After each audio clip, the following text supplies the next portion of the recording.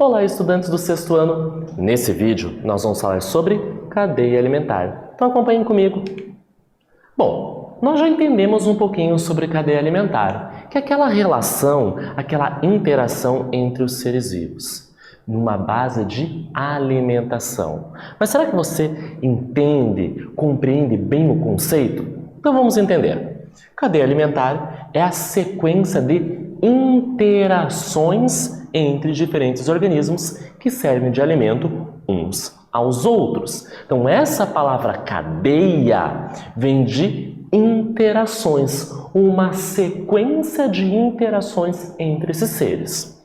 Além disso, é uma relação de alimentação, ou seja, a absorção de nutrientes e energia entre esses seres. Por isso a palavra alimentar é uma interação de seres, um servindo de alimento para o outro. Vamos dar uma olhada na tela? Nós temos uma animação mostrando um exemplo dessa interação. Então aqui a gente tem um ambiente aquático, um ambiente marinho, onde a gente tem alguns seres. Aqui a gente tem peixes e vai iniciar a partir do zooplâncton, seres muito pequenos, que vão servir de alimento para um peixe pequeno, que serviu de alimento para um peixe médio.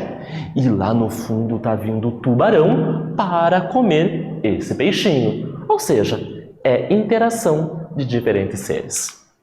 Os produtores, então, são aqueles seres vivos que fabricam seu próprio alimento através de um processo chamado fotossíntese. A planta absorve pelas suas raízes água e sais minerais e converte isso tudo lá na folha, graças à luminosidade do sol. Converte o material inorgânico em orgânico, açúcar, glicose para a planta crescer e ficar bonito. Ou seja, os produtores são seres autótrofos. Auto, si mesmo, trofos, a alimentação. Nessa sequência de interação que eu apresento para você, planta, borboleta, sapo, cobra e cogumelo, quem será que é o produtor? Lógico, a planta aqui com a sua flor. Já os consumidores são seres heterótrofos, heterodiferente, trófos à alimentação. Ou seja, não produzem o seu próprio alimento e, por causa disso, necessitam buscar em outros seres vivos energia para sobreviver. Nessa mesma sequência de interações, quem são os consumidores? A borboleta, o sapo e a cobra. E nós temos os consumidores herbívoros, no caso da borboleta, que só se alimenta de planta. Os carnívoros, sapo e cobra, que se alimentam de outros seres. E aqueles, como nós, que se alimentam de plantas e de carne, são os onívoros.